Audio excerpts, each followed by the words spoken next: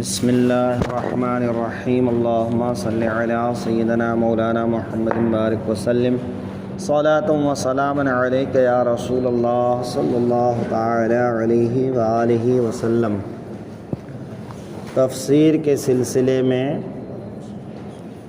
سورہ بقرہ کی آیت نمبر 113 میں اللہ تبارک و تعالی اسی مضمون کو تفصیل کے ساتھ بیان فرما رہا ہے جو مضمون کے پہلے بیان ہو چکا ہے، یعنی یہود و نصارہ کے بارے میں پہلے کہا جا چکا ہے کہ یہ ایک دوسرے کا انکار کرتے ہیں، ایک دوسرے کو جھٹلاتے ہیں اور ایک دوسرے کو باطل قرار دیتے ہیں۔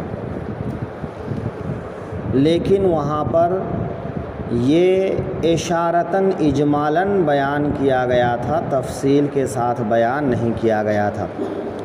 اس آیت میں تفصیل کے ساتھ بیان کیا جا رہا ہے۔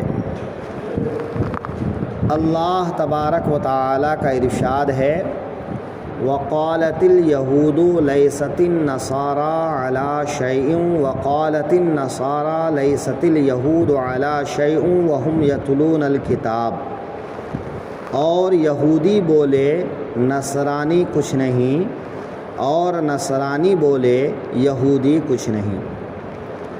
یہ نجران کے نصارہ کا وفد حضور صلی اللہ علیہ وسلم کی بارگاہ میں آیا تو کچھ علماء یہود بھی جو مدینے اور آس پاس میں رہا کرتے تھے وہ بھی آ گئے۔ حضور صلی اللہ علیہ وسلم سے کچھ بات ہوتی، اس سے پہلے یہ آپس میں الجھ گئے،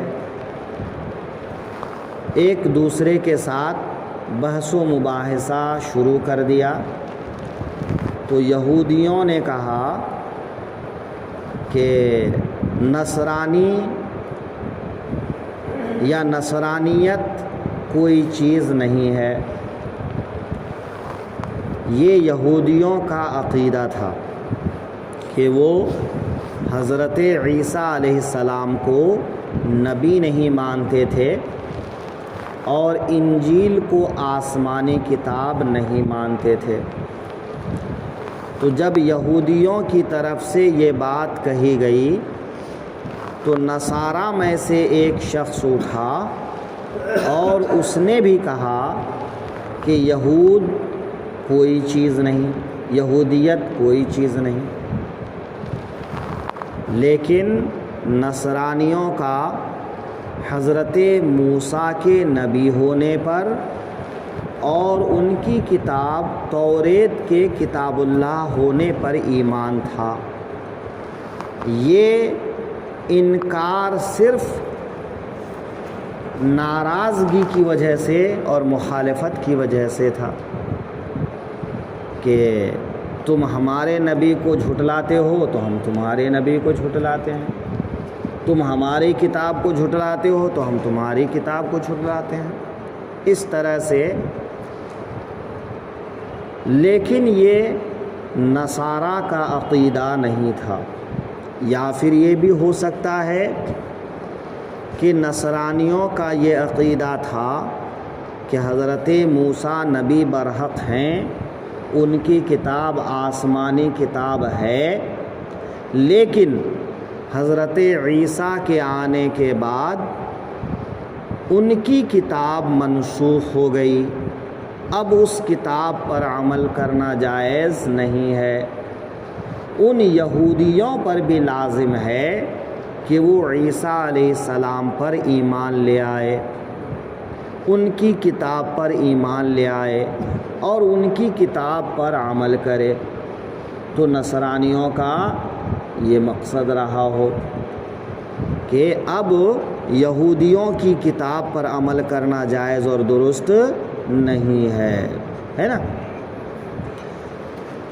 لیکن اللہ تعالی فرما رہا ہے وَهُمْ يَتْلُونَ الْكِتَابَ، کہ وہ لوگ اپنی اپنی کتاب پڑھتے تھے، تو ان کی کتاب میں اس بات کی تصدیق موجود تھی کہ حضرت موسیٰ بھی حق پر ہیں، ان کی کتاب بھی حق ہے، حضرت عیسیٰ بھی حق پر ہیں، ان کی کتاب بھی حق ہے۔ تو یہ ایک کتاب دوسری کتاب کی تصدیق کرتی تھی، اس کے باوجود وہ لوگ جان بوجھ کر عناداً اور ہٹ دھرمی کے طور پر انکار کیا کرتے تھے، ہے نا۔ یہود تو عقیدہ ہی رکھتے تھے کہ نصرانی یا ان کی کتاب یا ان کے نبی ہی نہیں، رسول ہی نہیں، کتاب ہی نہیں۔ لیکن نصرانی ایسا نہیں کرتے تھے، لیکن انکار ضد کی وجہ سے کر بیٹھے۔ تو اللہ تعالیٰ نے فرمایا کہ یہ لوگ کتاب پڑھنے کے بعد بھی اس طرح کی بات کرتے ہیں۔ آگے اللہ تعالیٰ ارشاد فرماتا ہے كَذَلِكَ قَالَ الَّذِينَ لَا يَعْلَمُونَ مِثْلَ قَوْلِهِمْ، اسی طرح جاہلوں نے ان کی سی بات کہی، یعنی یہ یہودی اور نصارہ تو کتاب پڑھنے والے تھے، لیکن جن کے پاس کوئی آسمانی کتاب نہیں ہے، مثلاً بت پرست، ستارہ پرست، آتش پرست، تو ان کا بھی حال یہی ہے کہ یہ ایک دوسرے کو جھوٹا کہتے ہیں، ایک دوسرے کو غلط کہتے ہیں، حالانکہ یہ خود بھی غلط ہے نا۔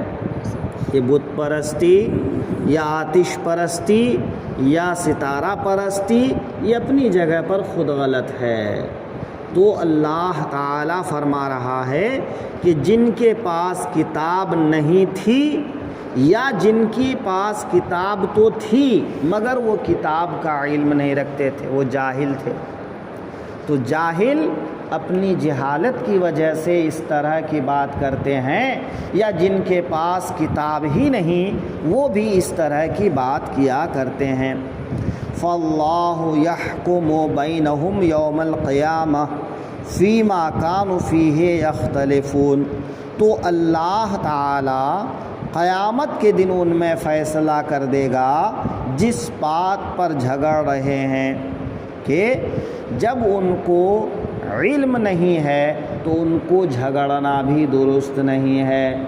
پتہ چلا بغیر علم کے جھگڑنا نہیں چاہیے۔